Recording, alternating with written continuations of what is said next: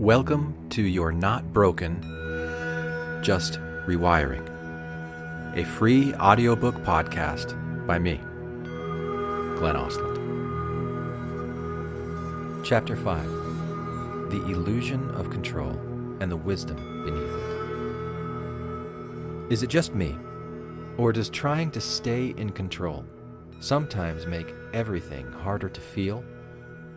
You plan, you journal, you analyze your reactions before they even finish happening. You monitor every symptom like a spreadsheet. You track, troubleshoot, optimize. It feels smart, safe, necessary. Because if you failed to plan, you plan to fail, right? But deep down, something isn't responding. No matter how precise your system gets, the ache stays. Like you're in a cockpit with 1,000 glowing buttons, and none of them changing the weather outside the window. Maybe it used to work. The control panel, the checklist, the constant self-correction. Maybe it once helped you survive, but now it just keeps you busy and exhausted. The buttons aren't plugged in. A client once told me, "I feel like I'm in charge of my life, but nothing I do actually works." She wasn't talking about effort. She was talking about control. She did all the right things, the breath work, the boundaries, the brave conversations. But her system still felt like it was glitching.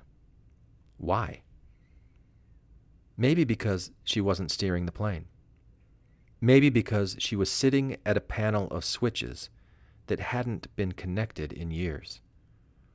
Maybe because her body had stopped listening, not out of spite, but out of fatigue. Because control wasn't regulation, it was reenactment. When control was a kind of love.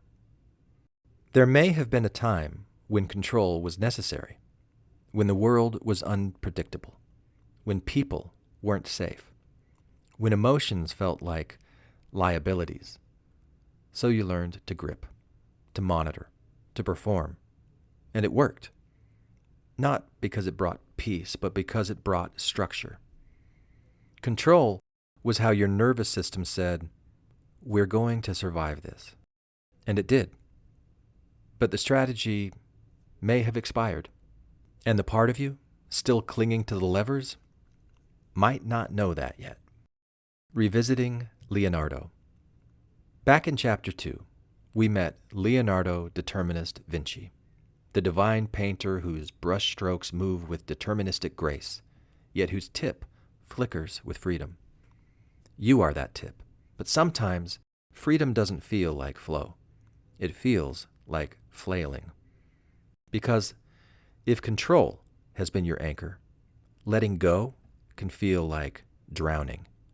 So you retreat, back to the panel, back to the buttons, back to the illusion. Here's the twist. Even the brushstroke is shaped by deeper forces. Trauma, culture, attachment, conditioning. You're not starting from a blank canvas. You're starting from a patterned one. And that's not failure, that's context. Mind, body, spirit. The fractured control room. Let's revisit the triad. In Chapter 3, we explored the harmony of mind, body, and spirit, a system meant to co-regulate. But when control takes the lead, harmony breaks. The mind becomes the boss, overfunctioning, spinning meaning, grasping for plans. It starts narrating a reality the body hasn't agreed to. The body braces or goes quiet, hypervigilant, numb. Its signals are no longer received, only managed, maybe even tuned out completely. And the spirit? It waits, on mute, still present, still wise, but ghosted in favor of certainty. So you stay in the room, but none of you speak the same language. That dissonance isn't failure, it's the invitation. the pain that starts the climb. Let's return to the dragonfly. We left the nymph in the mud, aching, not because it was broken, because it was beginning. That ache is the signal. The current conditions no longer support your becoming. Some nymphs climb. They break the surface, shed the casing, grow wings. But not all of them do. Some feel the pressure and clamp down. They tighten the armor. They distrust the signal. They stay submerged, not out of weakness, but fear. Their system says, climbing isn't safe. The sky isn't real. Control what you can. And they do, until the energy runs out, until the system dissolves. Not in failure, but in exhaustion. Not broken, just unchanged. Interoception, the whisper beneath the noise. Let's return again. In the preface, when we asked, what if your anxiety, your compulsions, your shutdowns, or outbursts weren't signs of failure, but signals? The ancient language of your nervous system trying to bring you back to balance. Let's extend that. The tension before the meeting, the snap before the breath, the scroll before the thought. These aren't malfunctions, they're feedback loops. The nervous system trying to listen to itself, trying to coordinate, trying to return. Here's the science. What you're learning to do is shift from override to interoception. Override is survival mode in action, muscle tightening, breath holding, sympathetic overdrive, dorsal shutdown, a patterned attempt to keep the performance going at the cost of signal. In override, the mind starts telling stories about the body instead of listening to it. And when the story says, push harder, the system floods.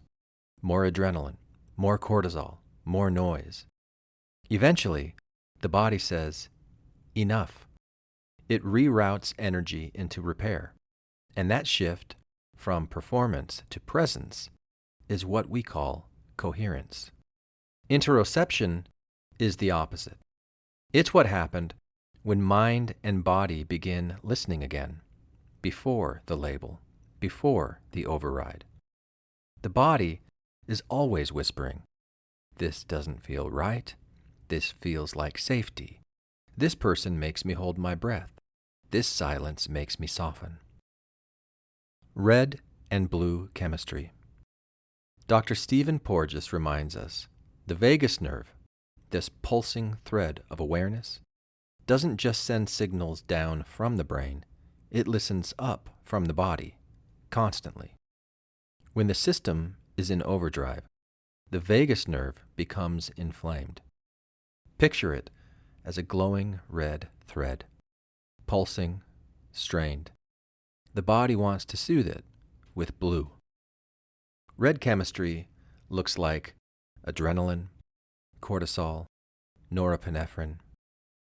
Blue chemistry looks like oxytocin, acetylcholine, serotonin, endogenous opioids. Red floods, blue repairs. When your system starts to whisper, it's time to rest, to reroute. That's the signal. That's the brushstroke. That's the tip of whimsy where override ends and awareness begins. The myth of mastery. Here's what no one tells you. You don't heal by mastering control. You heal by surrendering to coherence, by letting go of the levers long enough to feel the rhythm. You don't need to micromanage your evolution. You need to trust the pattern unfolding beneath your performance. You are not the glitch. You are the one receiving an update. You are not the fault. You are the one brave enough to pause and ask, is there another way? The spiral so far. By now, you've been building a new rhythm. In Chapter 1, you met the ache that doesn't go away just because you're doing everything right. In Chapter 2, You discovered the brushstroke of agency, the tip of whimsy, flickering with possibility. In Chapter 3, you remembered the triad, mind, body, spirit, as a system longing for resonance. In Chapter 4, you saw pain not as a problem to fix, but as a message trying to be felt.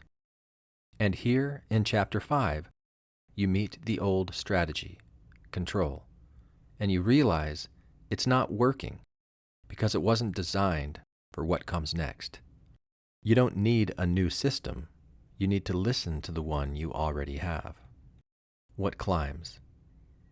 Maybe the ache you're feeling, this fatigue, this tension, this constant planning, isn't a sign that you've lost control. Maybe it's the body asking to be trusted. Maybe it's the beginning of your becoming. Maybe, like the dragonfly, you're sensing a world above the surface, one your body already knows, even if your mind isn't sure how to get there. Maybe the brilliant, armored, over-functioning self that got you this far can't take you further, because you're not here to manage the mud. You're here to remember the sky. You're not broken. You're rewiring. Always.